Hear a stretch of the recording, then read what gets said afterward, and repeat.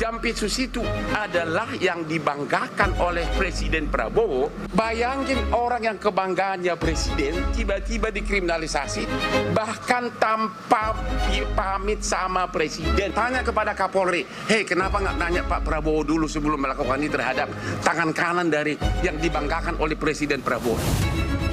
Itu kan kita kembalikan ke proses hukum ya. Tapi kalau pemeriksaan memerlukan izin presiden, pejabat ini itu gimana?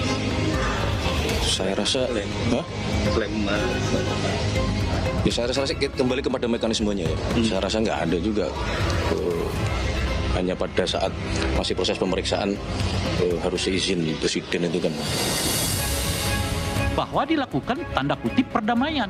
Siapa memfasilitasi perdamaian itu? Ya pemerintah. Perintah dari atasan dua institusi ini. Siapa atasan dua institusi ini? Ya, presiden.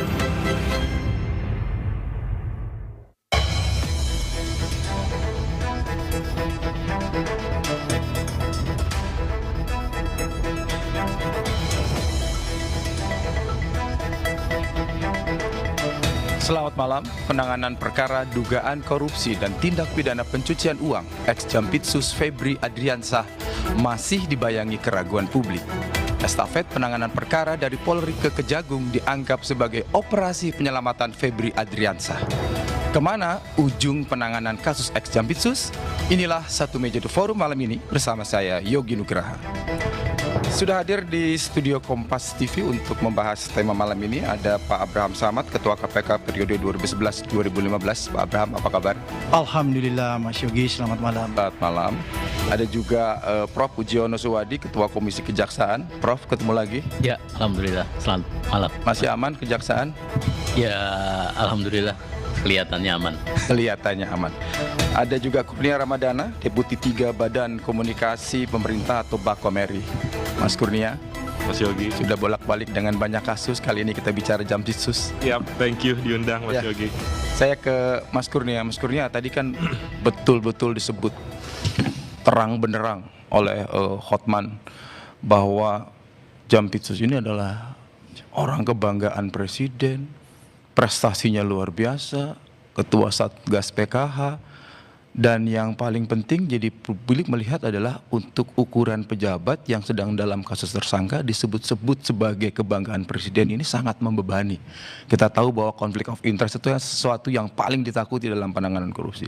Istana sebetulnya melihatnya seperti apa sih? Setelah dibantah, tapi mungkin ada bacaan lain dari... Iya, Mas Yogi, yang pertama kali yang harus didudukkan adalah bahwa proses hukum ini ada di kamar yudikatif.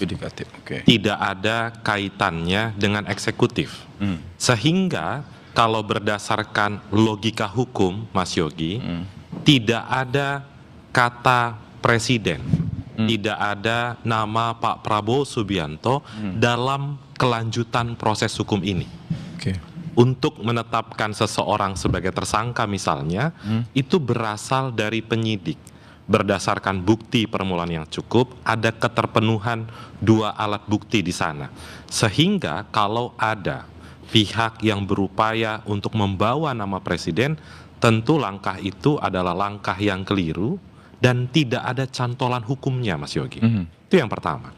Kemudian yang kedua, kalau tadi ada pihak yang mengatakan seseorang di Kejaksaan Agung atau Febri Adriansyah adalah kebanggaan dari Presiden Prabowo Subianto, saya rasa itu juga tidak tepat. Presiden itu bangga bukan terhadap personal seseorang. Presiden itu bangga karena prestasi satu institusi, satu Kejaksaan Agung. Misalnya Mas Yogi, kebetulan saya bawa datanya dalam forum Satu Meja, prestasi Kejaksaan Agung itu memang harus dikatakan baik terkait dengan pemberantasan tindak pidana korupsi. Penyelamatan keuangan negara berdasarkan putusan ingkrah dari tahun 2020 sampai 2026 itu mencapai angka 131,5 triliun rupiah. Apakah capaian ini dilakukan oleh satu orang? Tentu tidak, Mas Yogi. Ini adalah kerja kolektif dari Jampitsus, Kejaksaan Agung Muda Tindak Pidana Khusus, ada penyidik di sana, ada penuntut dan lain sebagainya, sehingga capaian itu terlaksana dan diapresiasi oleh banyak pihak. Jadi Mas Yogi, ini adalah tindakan oknum dan jangan diejawantahkan ini sebagai kerja institusi yang bobrok.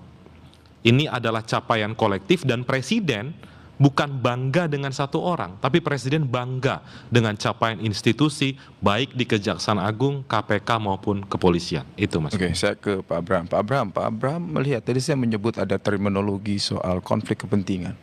Satu konflik kepentingan satu hal yang dianggap membahayakan dalam setiap penanganan hukum. Iya. Ini kan sudah disebut-sebut. Anda melihat seperti apa? Jadi prinsip ketika kita menangani satu kasus itu pertama harus akuntabilitasnya, Oke. terus transparansi, ketiga itu tidak ada konflik of interest, keempat dia harus fairness. Itu 4 yang harus terpenuhi. Oleh karena itu konflik of interest ini yang harus dijaga betul ya, Ya. konflik kepentingan. Saya sih melihat bahwa kasus ini masih akan terus bergulir ya. Ya. Susah sekali kita mendeteksi di awal-awal ini sejauh mana kira-kira kasus ini. Susah mendeteksi di awal atau sampai akhir susah dideteksi?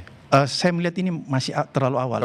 Terlalu awal. Kalau menurut pengalaman saya di KPK, ini masih permulaan. Oleh karena itu kalau orang bilang kenapa belum ditahan, ya memang menurut saya masih awal karena prinsip penahanan itu ya kalau di KPK kita sudah bisa memastikan bahwa kasus itu pemberkasannya, penyelesaiannya sudah minimal 50%. Baru kita bisa melakukan penahanan.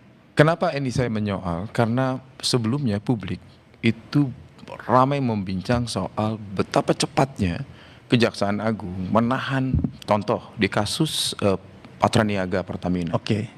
Cepat sekali, begitu maraton. Dan itu kan leading sektornya adalah Jampitsus. Ya. Tapi di kasus ini ketika menyangkut yang bersangkutan seperti lama sekali, bahkan ditunjukkan kepada publik pun tidak. Anda melihat seperti apa? Ya, itu bisa ditafsirkan sebagai mungkin di dalamnya ada konflik of interest dan lain-lain sebagainya. Jadi kalau masyarakat menafsirkan itu juga nggak salah, Mas Yogi. Tapi saya ingin melihat lebih jauh bahwa sebenarnya apa yang terjadi antara kejaksaan dan kepolisian ini adalah... Anda menyebutnya perang bintang ya? Saya melihat begini, ini ada orang yang sedang memainkan mengadu antara dua institusi penegak hukum. Siapa yang mengadu itu? Ya menurut saya oligarki hitam. Oligarki? Ya, jadi oligarki yang mengadu. Karena apa? Selama ini oligarki hitam itu merasakan nikmatnya berbisnis secara ilegal. Ya, tapi ketika mulai satu pihak, kemudian pihak-pihak lain turut juga di dalam bisnis itu, ya mungkin supaya lebih aman dia adu aja lah kedua institusi ini. Kalau ngelihat posisinya ex-Jampitsus Febri Ardiansyah sebagai ketua Satgas PKH, ini kan perintah Presiden dan hampir setiap 3 bulan sekali dipertontonkan kepada publik hasil sitaan uang cash di kejaksaan. Itu kan sebetulnya jangan-jangan itu yang Anda maksud bahwa ada kelompok-kelompok yang memang kena oleh operasinya Pak Febri. Gini. Kalau saya sendiri itu tidak terlalu tepat selalu memamerkan duit-duit itu. Karena menurut saya itu terlalu show of course gitu. Karena kenapa? Uang itu juga diambil dari bank kan. Terus dipamerkan jadi. Tapi ada pertanggungjawaban pencatatannya Pak Samad bahwa itu nanti akan di-store ke negara. Iya, tapi maksud saya itu bukan uang utuh dari hasil kejahatan. Langsung secara. Bukan uang utuh dari hasil kejahatan. Oleh karena itu menurut saya ini ada bagusnya ketika kasus ini menggunakan undang-undang tindak pidana pencucian uang. Kenapa saya bilang ada bagusnya? Kalau kita menggunakan undang-undang tindak pidana pencucian uang, Mas Yogi, maka kasus itu akan sulit dibelok-belokkan. Karena kenapa? Karena alat buktinya itu harus pas semua. Misalnya nih, nomor seri duit dolar itu harus sesuai. Jadi nggak bisa ditukar-tukar. Kalau yang tadi saya katakan bahwa duit di bank terus bisa tertukar-tukar. Hanya sebagai contoh aja. Ya, misalnya kalau 10 juta, dia harus 10 juta, tapi kalau dia harus 10 juta sesuai dengan uang nomor serinya. Dengan seri yang sebagai siapa yang berikan. Nggak bisa misalnya 10 juta, tapi ternyata nomor serinya berbeda. Karena kita pernah punya pengalaman begitu. Itu bisa dianggap alat buktinya tidak terpenuhi. Misalnya gini, ada kasus pada saat itu, tapi mohon maaf ya, saya harus cerita. Ketika kita melakukan OTT ditangkap, kira-kira berapa miliar?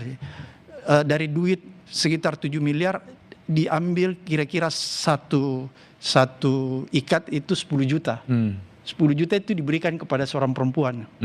Ya, diberikan kepada seorang perempuan. Jadi sudah nggak cukup lagi tuh Alat bukti 3 juta ya, alat bukti 3 juta. Kita bisa misalnya mengambil dari mana untuk mencukupkan, tapi seri yang dia terima dari si Berbeda. pemberi harus berbeda. Dan itu tidak Makanya bagaimana caranya kita minta kembali ke perempuan itu serahkan 10 juta, baru kita ganti dia pakai duit lain. Kira-kira seperti gitu. Autentifikasi. Autentifikasinya. Jadi saya mau bilang begini, ketika sebuah kasus menggunakan undang-undang tindak pidana pencucian uang, itu akan sulit dibelok-belokkan. Apalagi kalau kita melihat prinsip-prinsip yang ada di undang-undang tindak pidana pencucian uang, follow the money, follow the suspect. Akan kelihatan tuh kemana larinya duit dan lain sebagainya. Dan dalam kasus ex Jampisus kan yang dikenai adalah korupsi dan TPPU kan? Iya, karena kan itu tadi ya, perkara pokoknya korupsi kan harus ada perkara pokoknya. Dan menurut saya akan kelihatan juga siapa yang bertindak sebagai gatekeeper. Oke. Orang yang menampung, menyamarkan dan lain sebagainya. Oke, Pak Abram. Saya ke Prof. Puji, Pak. Mas Puji, Iya, Mas Yogi. Komjak sejauh ini melihat perkembangan kasus setelah dibentuk tim 9, terus kemudian sempat beredar surat pengajuan nama Jampisus yang baru dari Jaksa Agung, dan sudah diputuskan Kuntadi kan? Ya, hari ini kita baca di beberapa media Pak Kuntadi. Pak Kuntadi ya, apa bacaan Anda? Apakah ini terkait dengan perkembangan kasus ini? Kalau saya melihat Pak Kuntadi lebih ke arah rekam jejak di bidang pidana khusus ya, tidak menjawab untuk menyelesaikan kasus ini. Oh, Jadi kalau kasus ini saya melihatnya Pak Jaksa Agung sudah menyerahkannya kepada tim 9. tim 9. Ya. Tapi supervisinya tetap Jampisus aktif dong? Ya, artinya Jampitsus tetap itu bagian dari nanti kan penuntutan juga nanti Iya, penuntutan akan di... Pitsus kan, Pitsus. Tapi sebenarnya kalau di Kejaksaan Agung itu yang punya kewenangan penuntutan kan bukan Jampitsus, Jaksa Agung. Jaksa Agung. Oke. Ya, Jaksa Agung. Nah, sehingga ini Pak Jaksa. Enggak, maksudnya saya ingin mengklirkan. Artinya Pak Kuntadi tadi sudah disebut ditunjuk oleh Presiden, sudah definitif, dan kemudian dalam penanganan kasus ex Jampisus ini posisinya sebagai apa diserahkan kepada tim 9 saja? Kalau saya lebih melihat dan tadi saya mendengar pas pidatonya Pak Jaksa Agung ketika Hari Bakti Adiaksa ya, itu lebih cenderung ya saya sampaikan, itu diserahkan pada tim 9. Tapi kehadiran Pak Kuntadi dengan rekam jejak di Pitsus yang cukup solid menurut saya, itu untuk kelembagaan ke depan. Oke, kelembagaan. Jadi kelembagaan ke depan, ya tentu tetap dia akan memonitoring ya kasus ini, karena ini apapun bagian nanti ketika penuntutan, penyidikan pun juga bagian dari bawahnya.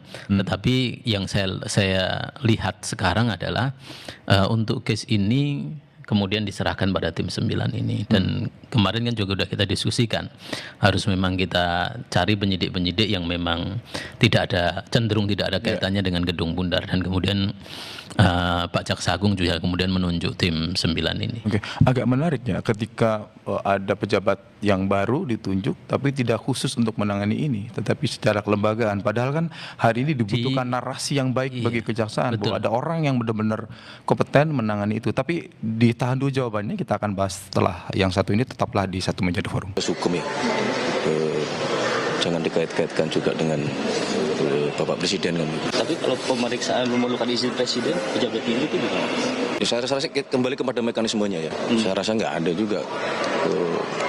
Hanya pada saat masih proses pemeriksaan harus seizin Presiden itu kan.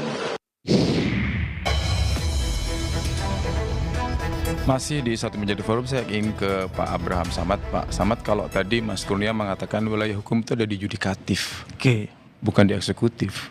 Tapi dalam hal ini kan kita lihat ada aroma gesekan antar institusi yang di bawah kewenangan Presiden.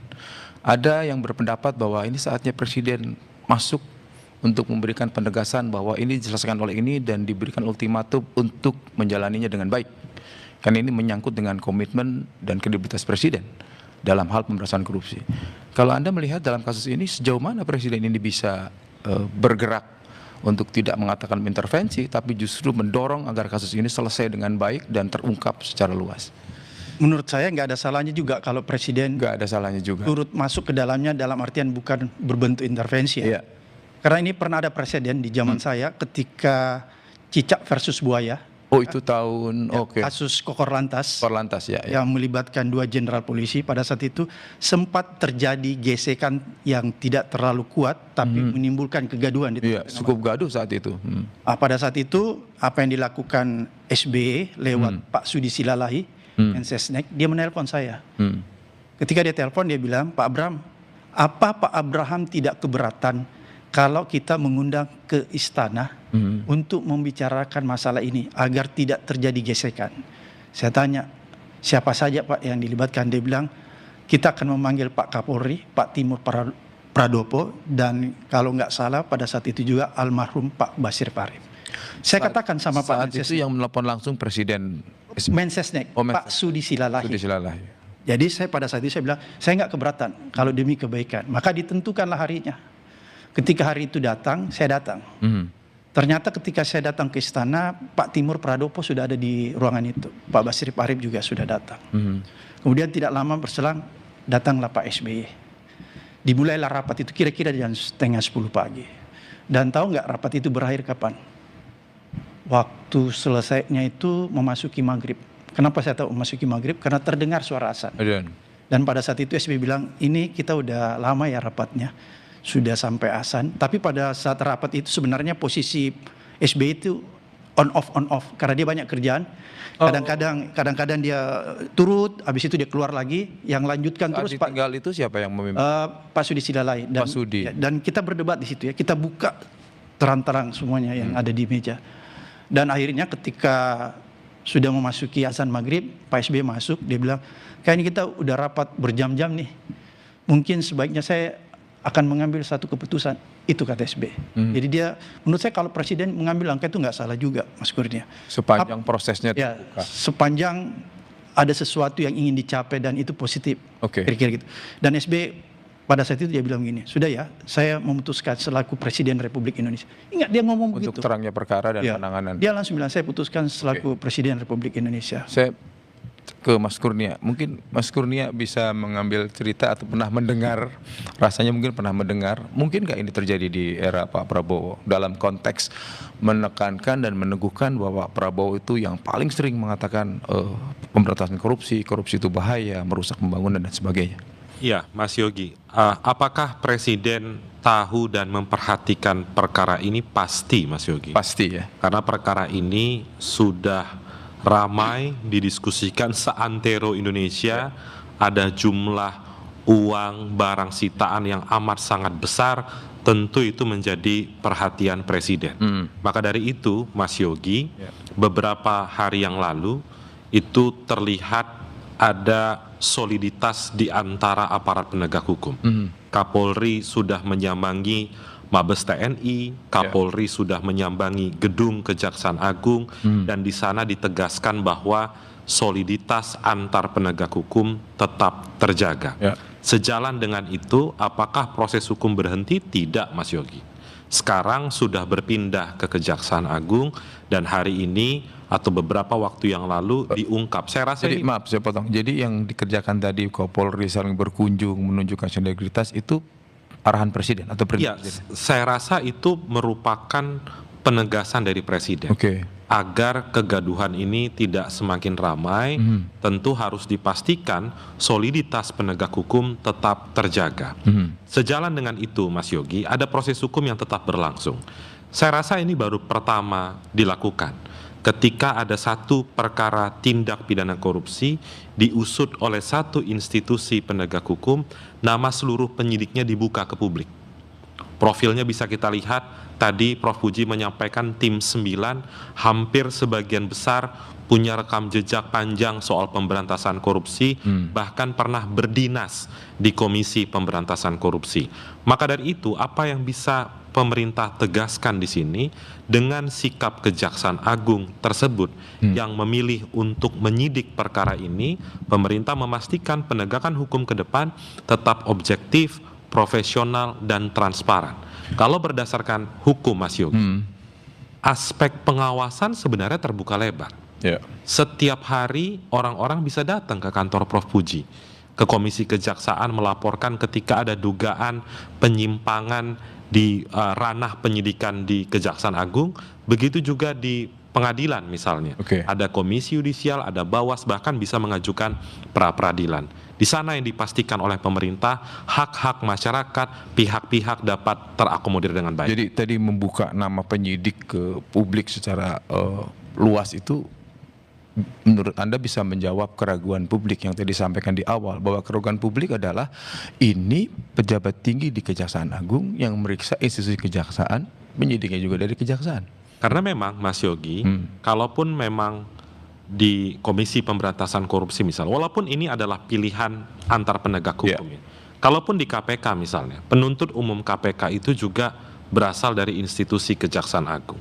Kalau kita lihat regulasi misalnya di Undang-Undang KPK baru pasal 10A itu menyebutkan sejumlah indikator ketika KPK ingin mengambil alih suatu perkara. Namun saya tidak masuk ke teknis hukum di sana, tapi paling tidak ini adalah upaya dari eksekutif, dalam hal ini Kejaksaan Agung, untuk memastikan ini loh stok penyidik di Kejaksaan Agung yang akan menyidik seorang Febri Adriansyah dengan pengalaman panjang soal pemberantasan korupsi. Apalagi tadi Pak Samad sampaikan ada Undang-Undang 8 2010 pencucian uang yang juga disematkan ke yang bersangkutan. Jadi tentu pemerintah berharap upaya dari Kejaksaan Agung ini bisa benar-benar terlaksana dengan baik untuk menjamin objektivitas, independensi, dan transparan. Dan pasti Presiden memantau terus menerus. Pasti Mas Yogi, tidak mungkin Presiden tidak tahu perkara ini.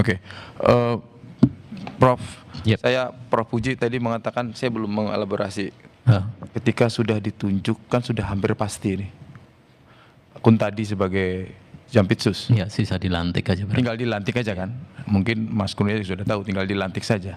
Tapi pertanyaan saya, kenapa tidak diberi tugas khusus gitu untuk menangani ini, tetapi lebih kepada kelembagaan. Padahal hari ini orang ingin melihat dalam jangka pendek apa yang dilakukan oleh Kejaksaan Agung mewakili pemerintah untuk menjawab keraguan publik. Ya, sebenarnya saya menduga arah pertanyaannya Mas Yogi, tapi saya tidak mau menjawab soal dugaannya Mas Yogi. Enggak apa-apa, menduga tapi tidak mau menjawab juga apa-apa. Tapi begini, artinya kan dimanapun juga sama. Ketika di KPK, di kepolisian, sepenuhnya yang menjadi tulang punggung proses ini tetap penyidik. Bahwa bisa jadi akan ada arahan segala macam. Penyidik satu hal, tetapi kan dalam kelembagaan kita tahu persis lah, penyidik itu pasti report terus kepada pejabat di atas. Dalam ini Jampitsus misalnya. Iya, dia report. Tetapi menurut saya data awal itu kan dari penyidik. Kalau misalnya penyidik tidak mampu mengumpulkan data, yang data itu tentu adalah korelasinya ke alat-alat bukti. Terus kemudian ada desakan untuk mengangkat kasus ini. Nanti juga sekarang kan KUHP baru terbuka perlawanan. Terbuka untuk kemudian challenge. Makanya ini yang saya tangkap ya. Bisa jadi tangkapan saya, bacaan saya itu salah.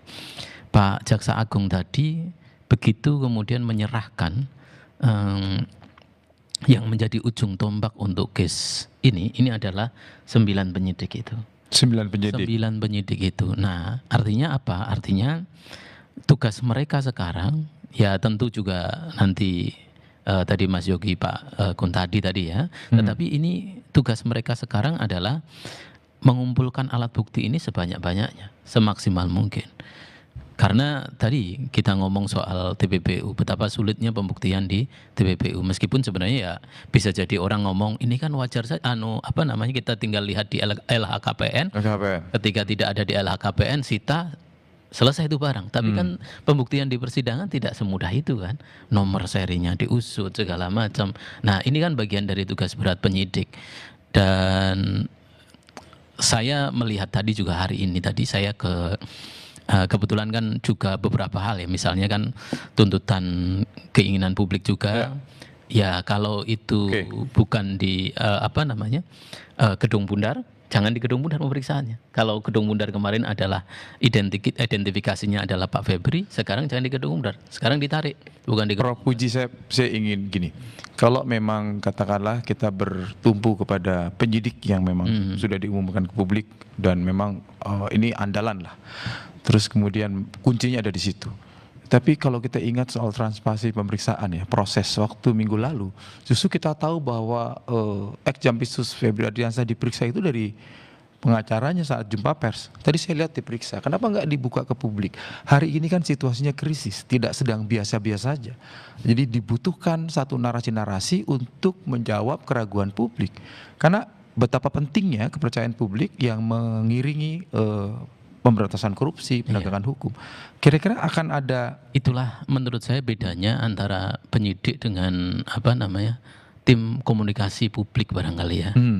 Yang saya lihat ya. Misalnya, ya jadi misalnya sebagai contoh begini. Dimunculkan hari ini kehadirannya tersangka karena sudah masih tersangka kan, karena sempat sebagai contoh begini Mas Yogi. Hari ini tadi saya ke sana melihat di lantai 20 di Kejaksaan Agung tempat pemeriksaan. Kebetulan ada salah satu tersangka yang kemudian diperiksa didampingi pengacaranya, dan waktu pagi itu saya lihat di situ ada teman-teman dari KPK berkunjung.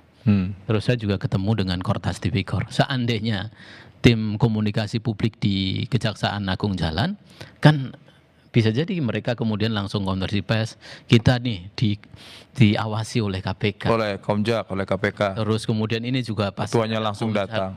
Komjak juga datang, ada dari Kortas Tipikor juga datang. Itu kan juga untuk menandakan bahwa ekspektasi publik itu dijawab oleh para penyidik ini. Maksud Anda di sana ada Kapus Penkum. Iya, cuman mungkin atau jangan-jangan Kapus Penkum juga dapat arahan ini masih steril. Suasana kebatinan barangkali yang saya lihat sekarang ini, suasana kebatinan yang menurut saya di Kejaksaan Agung baru dihantam kenceng ya. Dihantam kenceng sehingga kemudian yang saya lihat belum betul lah suasana kebatinannya.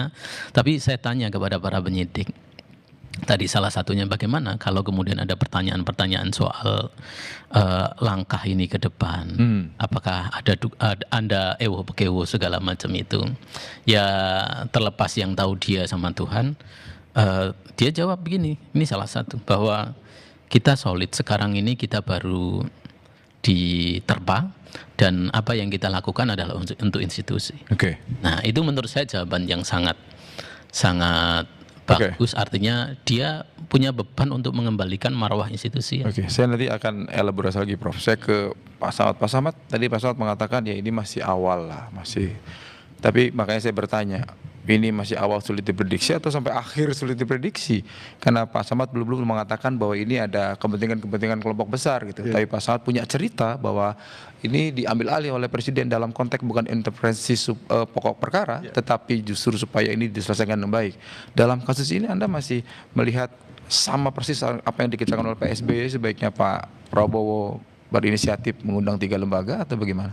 Kalau menurut saya mungkin bisa diadopsi ya apa yang dilakukan SBY dulu. Tapi yang dilakukan SBY dulu itu transparan semua. Setelah misalnya kita rapat, pada saat itu sudah selesai rapat dan Pak SBY sudah mengambil satu keputusan meminta kepada Kapolri bahwa kasus korupsi Kokorlantas, simulator SIM itu diserahkan sepenuhnya kepada KPK untuk ditangani. Itu kata SBY, dan kemudian SBY menyampaikan pihak KPK punya kewajiban untuk menyampaikan progress reportnya juga kepada kepolisian, dan kita sepakati itu. Dan setelah itu kita sepakati, Pak SBY bilang begini, selesai rapat ini kita harus menyampaikan kepada publik apa yang terjadi agar supaya tidak ada kecurigaan di balik rapat ini. Dan waktu itu Pak SBY bilang, Pak Timur, Pak Jaksa Agung, Pak Basir Parip, silakan menemani saya jumpa pers, ya, kompers. Pada saat itu saya juga diminta pada saat itu. Pak Abraham juga ikut, tapi waktu itu saya menolak. Kenapa saya menolak? Saya bilang sama Pak Presiden, mohon maaf Pak Presiden, kebetulan KPK itu adalah lembaga independen, bukan bagian dari rumpun eksekutif. Saat itu undang-undang lama ya? Undang-undang lama. Kalau sekarang ya udah dari bagian dari rumpun eksekutif, harus hadir, kan gitu.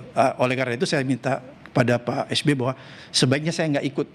Kalau kejaksaan ya boleh dikatakan walaupun tadi bungkurnya bilang yudikatif, tapi dia bagian dari eksekutif kan gitu. Sehingga pada saat itu yang kompers Pak SBY langsung habis maghrib kompers, di sebelah kirinya Pak Timur, sebelah kanan Pak Jaksa. Itu disampaikan semua tuh. Jalannya rapat dan sebagainya, ya. Apa yang diputuskan. Karena kan pada saat itu banyak yang diputuskan Mas Yogi. Karena berkaitan juga ada kasus lain. Karena waktu itu kepolisian juga menetapkan Novel Baswedan sebagai tersangka. Jadi itu semua diputuskan dalam rapat itu bahwa kasus Novel Baswedan tidak tepat timingnya. Itu. Jadi disuruh hentikan untuk sebentar. Jadi itu yang disampaikan semua oleh. Jadi ada upaya yang dilakukan oleh Presiden untuk menengahi ini semua. Iya, jadi menurut saya kalaupun misalnya suatu ketika Pak Prabowo mengambil langkah ini, nggak bisa ditafsirkan sebagai intervensi. Apalagi kalau misalnya kedua institusi ini ada gejala tabrakan terlalu keras ya, kayak dulu cicak buaya menimbulkan kegaduhan kan. Maka menurut saya disitulah peran Presiden untuk mengambil langkah-langkah yang konkret ya. Bukan berarti mengintervensi jalannya penegakan hukum. Itu beda.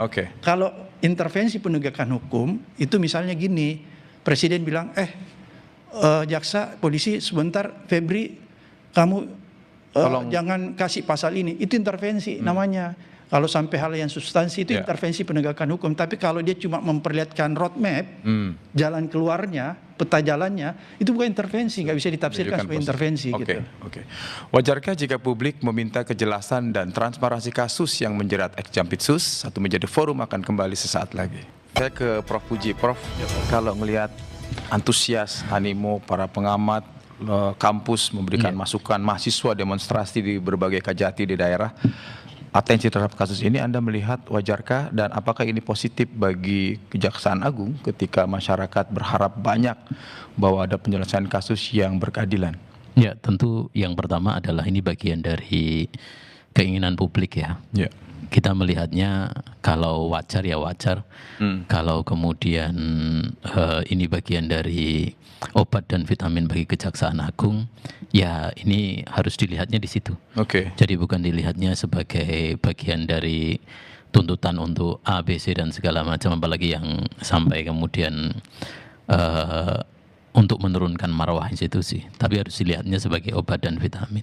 Nah, bagian dari obat dan vitamin ini kita sekarang melihat bahwa apa yang harus dilakukan oleh Kejaksaan Agung adalah untuk membuktikan bahwa tim 9 ini bekerjanya memang betul-betul objektif, betul-betul juga harus dalam lah menurut saya ya. Karena kalau satu sisi begini, kita ingin, publik tentu kan ingin kasus ini cepat selesai, tapi ternyata dalam beberapa hal untuk pembuktian itu tidak hanya sekedar dibutuhkan cepat, karena juga butuh hal-hal yang sifatnya dalam itu. Nah, dalam inilah yang kemudian untuk menjembatani antara keinginan publik dan pengumpulan alat bukti yang dilakukan oleh penyidik ini yang dibutuhkan komunikasi. Nah, yang masukan kita juga kayak misalnya hari ini tadi sebenarnya tim penyidik juga cukup terbuka melakukan diskusi dengan teman-teman KPK, terus juga kehadiran dari teman-teman Kortas Tipikor. Itu menandakan bahwa sebenarnya tim penyidik ini terbuka. Tapi kan ini yang ada wilayah yang harus disampaikan ke publik. Disampaikan ke publik. Cuma kan ini belum. Kita sampaikan juga tadi. Tolong dong yang resep ini untuk menunjukkan akuntabilitas bahwa tim penyidik prosesnya terbuka, segala macam, sampaikan ke publik. Nggak ada masalah. Termasuk misalnya kita teman-teman Komjak berkunjung, ini bagian dari pengawasan eksternal.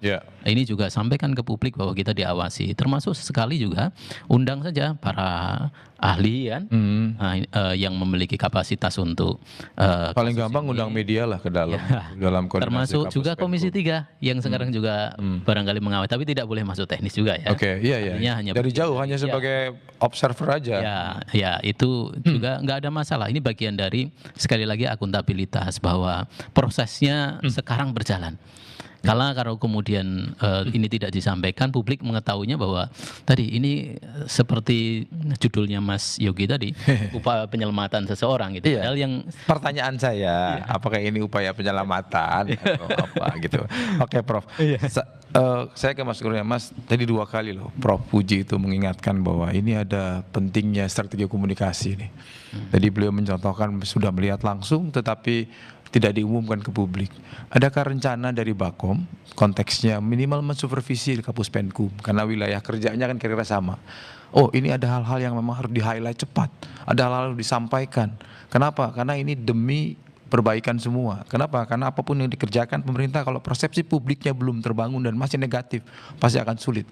Ada rencana Bakom untuk mensupervisi? Ada 2 hal Mas Yogi. Yang pertama tentu koordinasi itu karena lingkup kerja dari Badan Komunikasi Pemerintah itu seluruh kementerian lembaga termasuk aparat penegak hukum. Pasti kami memberikan masukan-masukan kepada Kejaksaan Agung tentang bagaimana pengelolaan komunikasi yang baik dalam situasi yang krisis.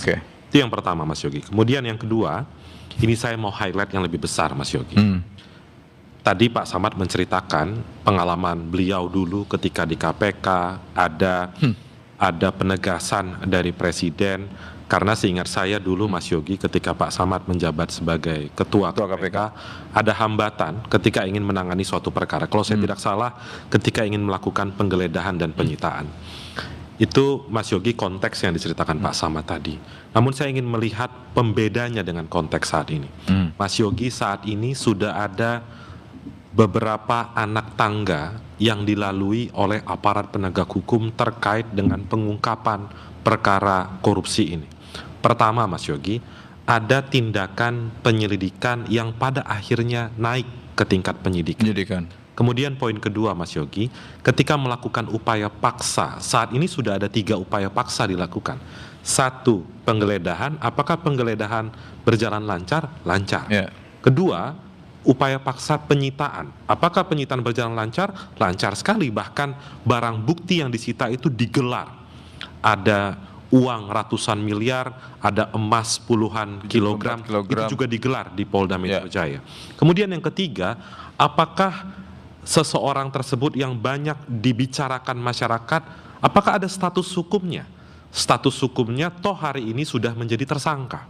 Itu 3 anak tangga kedua yang dilakukan oleh Kejaksaan Agung. Kemudian yang ketiga, Mas Yogi, ada penerapan pasal kombinasi. Yang saya rasa kombinasi ini, kalau bagi yang sering mengikuti isu pemberantasan korupsi, adalah obat mujarab ketika ingin mengungkap suatu perkara. Ada kombinasi KUHP baru, karena kita bicara tindak pidana korupsi itu kita bicara KUHP baru yang disematkan dengan Undang-Undang Pencucian Uang. 2 itu sudah dilakukan, dan anak tangga keempat itu pengungkapan nama-nama penyidik. Jadi sejauh ini, Mas Yogi, apa yang dibicarakan oleh masyarakat, apa yang digunjingkan oleh masyarakat, dikerjakan oleh aparat penegak hukum. Bahwa ini butuh diperhatikan, yes, dan pemerintah justru mendukung masyarakat untuk memperhatikan betul proses hukum yang ada di Kejaksaan Agung. Jadi pembedanya di sana, Mas Yogi. Namun yang ingin kami tegaskan, silahkan awasi proses hukum ini, dan Kejaksaan Agung. Dan mengawasi itu bukan menggunjing ya. Betul. Mengawasi itu adalah partisipasi publik. Setuju, Mas Yogi. Ini. Setuju. Ya, kan? Menggunjing dalam artian saya itu maksudnya mendiskusikan. Mendiskusikan. Ya, karena kalau menggunjing kan kesannya masyarakat nggak punya hak gitu dan mengada-ngada gitu kan konteksnya itu. Saya ke Pak Samad. Pak Samad, tadi kan Anda bilang bahwa ini kan saya khawatir diadu oleh oligarki. Oke, saya masuk dari jalan pikiran Anda. Kalau oligarki itu kan nggak mungkin nggak ada diksi relasi kuasa. Nggak mungkin oligarki itu muncul sendirian dalam setiap periode kekuasaan semua pemerintah tanpa ada relasi kuasa. Maksudnya Anda mau mengatakan relasi kuasa? Enggak, tadi saya tekankan bahwa oligarki hitam. Kalau oligarki hitam itu dia tidak masuk dalam relasi kuasa. Jadi dia berada di luar relasi kuasa. Kalau yang Anda maksud itu adalah oligarki. Jadi oligarki saya bedakan. Tapi yang Anda maksud mengadu ini oligarki hitam. Oh iya, oligarki hitam. Oligarki hitam dan putih nggak mungkin bersatu ya dalam. Kenapa? Oligarki hitam dan putih nggak mungkin bersatu ya dalam hal ini. Bisa juga, ada kemungkinan juga gitu. Tapi yang punya relasi kuasa ke pemerintahan itu adalah oligarki. Dan Anda melihat ada potensi diganggu oleh oligarki hitam? Menurut saya, maksud saya gini, kalau ini kasus terus berkembang, ya, menjadi kegaduhan di tengah-tengah masyarakat, maka saya mensinyalemen bahwa ini adalah bagian dari peran oligarki hitam. Yang sengaja membenturkan antar kedua penegak hukum ini agar mereka lebih leluasa menjalankan bisnis haramnya. Tapi nggak mungkin ya dia bisa mengadu kalau dia nggak punya akses ke kekuasaan. Ya mungkin kalau Mas Yogi punya oknum. Kalau Mas Yogi punya persepsi seperti itu bisa juga mungkin. Oke. Pak Abraham, kalau orang kan sebelumnya bilang bahwa tadi memberikan contoh dulu Pak SBY dalam kasus cicak buaya itu memberikan yang menangani adalah KPK. Dalam kasus ini Pak Abraham setuju juga seandainya Presiden menunjuk ke KPK dengan KPK di bawah undang-undang yang baru? Mungkin kali ini mohon maaf ya, saya agak berbeda pendapat saya dengan teman-teman yang lain, termasuk dengan masyarakat sipil mungkin, dengan Mas Kurnia juga. Kali ini saya tidak terlalu sependapat kalau kasus ini diserahkan kepada KPK. Kenapa? Ada 2 hal.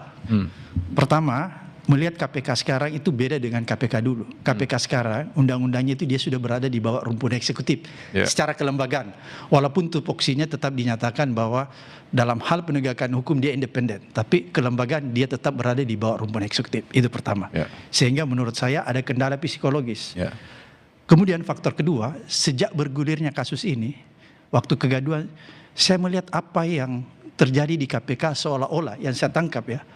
Teman-teman di KPK itu enggan masuk ke kasus ini. Enggan masuk ke kasus ini. Iya, dia agak ketakutan saya lihat Mas Yogi. Kenapa? Saya nggak tahu. Itu tercermin sih dari ketua KPK yang dari awal mengatakan bahwa terlalu awal, terlalu dini. Iya, dia saya lihat komentar-komentarnya itu bisa ditafsirkan ada ketakutan masuk ke kasus ini. Sehingga menurut saya kalau lembaganya sendiri, orang-orang yang ada di lembaganya sendiri itu sudah ketakutan, tidak punya kemauan yang kuat menangani kasus ini, ngapain diberikan? Bisa tambah kacau. Anda melihat keraguan secara kelembagaan saya lihat dari beberapa komisionernya, komentar-komentar saya lihat, wah ini mereka ragu. Jadi kalau mereka ragu, jadi kalau menurut Anda kali ini tidak dengan KPK, Anda setuju sudah yang seperti sekarang diserahkan ke Kejaksaan Agung atau tetap polisi sebagai penyidik awal?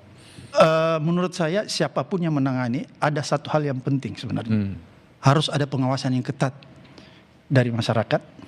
Kemudian dari lembaga-lembaga pengawas aparat penegak hukum, misalnya Komjak, Kompolnas dan lain. Tapi yang terpenting itu masyarakat harus mengawasi, dalam hal ini media. Oleh karena itu dibutuhkan sebenarnya transparansi, progres setiap yang dilakukan. Saya lihat ini kan dia tidak menyampaikan progres setiap saat. Harusnya kan tadi baru direncanakan oleh Bakom akan supervisi. Mudah-mudahan harusnya setiap tahapan dulu Mas Yogi, waktu kasus yang tadi aku ceritakan, yang ketika Pak SB meminta KPK, kita punya tanggung jawab untuk menyampaikan setiap progres. Dan pada saat itu saya ingat betul juru bicara KPK selalu menyampaikan progresnya. Sehingga itu bisa diawasi oleh masyarakat kan. Kalau progres disampaikan, maka masyarakat bisa ikut berperan mengawasi. Oh sampai di mana nih? Ada yang nggak benar, saya harus giniin. Oleh karena itu yang penting. Tapi menurut saya ada satu hal yang paling penting Mas Yogi, saya ingin sampaikan di forum ini. Orang lupa bahwa kasus ini kan sebenarnya, walaupun saya katakan tadi, saya nggak setuju kalau KPK menangani, karena secara psikologis saya lihat KPK juga nggak berani ya. Ketakutan dia saya lihat secara psikologis. Tapi peran supervisi itu harus dilakukan oleh KPK. Tanpa diminta sebenarnya. Menangani aja sudah nggak berani, apalagi supervisi. Bagaimana kita memberikan kepercayaan kepada lembaga yang tidak berani? Tapi kalau supervisi kan dia nggak perlu tangani secara langsung, hanya memberikan masukan, kan tidak berhadapan. Memberikan masukan, ada tekanan. Paling tidak dia bisa mengarahkan. Misalnya gini, ini kok ada belok sedikit, dia bisa kasih tahu. Ini kok ke kanan, harusnya masuk ke tengah dong. Nggak boleh gitu, nggak boleh ke kanan, masuk ke tengah. Itu peran supervisi di situ. Walaupun dia tidak terjun langsung menangani. Menurut saya peran itu penting dilakukan KPK agar supaya masyarakat bisa percaya lagi. Ya, bagaimana kasus X Jampitsus ini akan sampai di titik ujungnya, kita akan bahas usai jeda. Tetaplah di Satu Meja The Forum. Masih di Satu Meja The Forum, saya langsung aja ke Mas Kurnia. Mas Kurnia mewakili Bakom, mewakili pemerintah, kira-kira apa upaya yang akan dilakukan untuk menjaga dan meyakinkan publik khususnya agar kasus ini satu terkawal, kedua publik juga bisa percaya apa yang dikerjakan oleh Kejaksaan Agung. Iya, Mas Yogi, saya rasa komitmen pemberantasan korupsi dari Presiden Prabowo sudah sering beliau sampaikan di dalam Astacita, di dalam pidatonya, bahkan kalau kita berkaca pada pidato terakhir Presiden secara langsung menyebut dan meminta agar aparat penegak hukum itu melakukan introspeksi diri, menyadari bahwa kerja-kerja mereka harus bisa dipertanggungjawabkan karena menggunakan dana rakyat. Beliau menyebut bintangnya dari rakyat, bajunya, sepatu dan lain sebagainya. Apa yang ingin Presiden sampaikan? Tentu ketika ada penyimpangan sedikit pun di tubuh aparat penegak hukum, Presiden tidak akan memberikan toleransi sedikit pun. Presiden membuka gerbang selebar-lebarnya kepada Kejaksaan Agung, kepada KPK, kepada Polri. Buktinya Mas Yogi, selain kasus Febri Adriansyah, ada kasus mantan pimpinan BGN, ada kasus Wamenaker, ada kasus juga Wamen Imipas. Itu kan dipersilahkan oleh Presiden untuk bisa dibongkar dan diusut lebih lanjut. Terakhir Mas Yogi, di dalam Undang-Undang Tindak Pidana Korupsi disebut secara spesifik masyarakat mempunyai hak untuk mengawasi proses hukum, dan presiden sejalan dengan bunyi pasal itu, tugas pemerintah dalam memastikan proses hukum ini transparan, objektif, akuntabel, dan bisa diuji oleh masyarakat. Masyarakat dan media tentunya ya. Tentu, Mas Yogi. Saya ingin ke Pak Samad. Pak Samad, Anda punya prediksi apa? Kalau tadi kan di awal ini masih sulit diterka, tapi kira-kira apakah akan memenuhi harapan publik? Atau ini akan tiba-tiba ada sesuatu kejutan, meskipun itu juga sah saja kalau ada yang dimenangkan di pra-peradilan? Atau di deponering. Atau di deponering.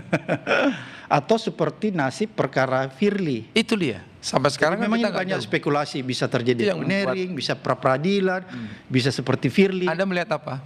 Saya ingin mengatakan begini, tugas koordinasi supervisi itu harus dijalankan secara maksimal oleh KPK terhadap kasus ini.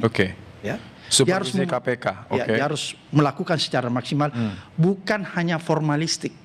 Harus maksimal. Oleh karena itu dia harus terjun ke dalam. Itu yang pertama. Kemudian yang kedua, seperti tadi yang disampaikan Bung Kurnia, harus ada peran serta masyarakat untuk mengawasi. Dibuka ya. Dibuka. Partisipasi. Bagaimana caranya masyarakat bisa berperan serta?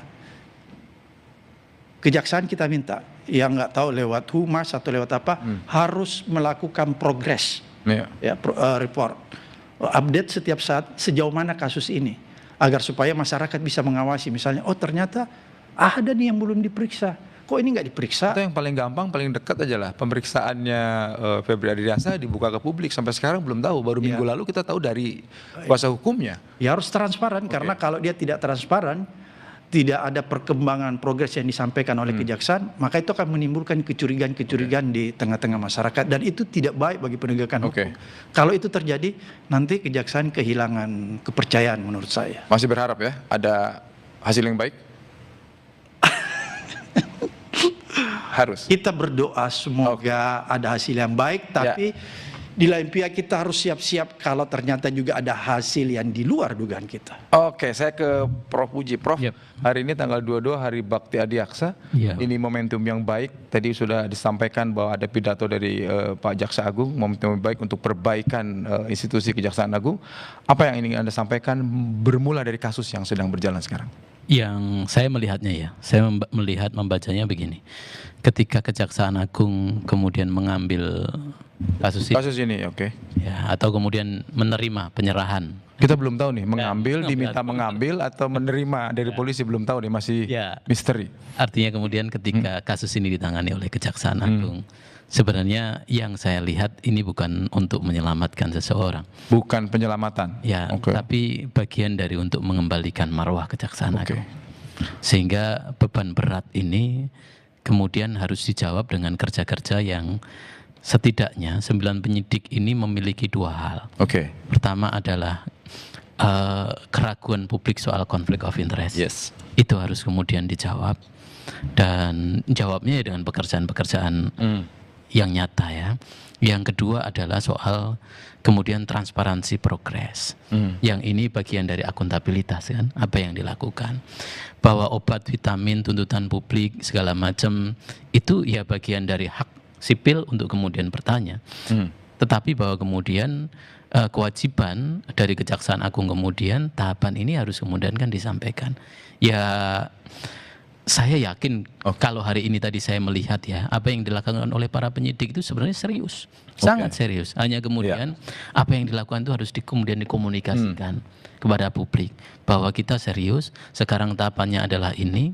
Terus hari ini kita juga didatangi, menunggu sampai akhir, didatangi oleh teman-teman KPK, teman-teman dari Komisi Kejaksaan dan segala macam. Itu dari kita datangi. Itu menurut saya akan positif. Terima kasih Pak Abraham, terima kasih Mas Puji, terima kasih Mas Kurnia.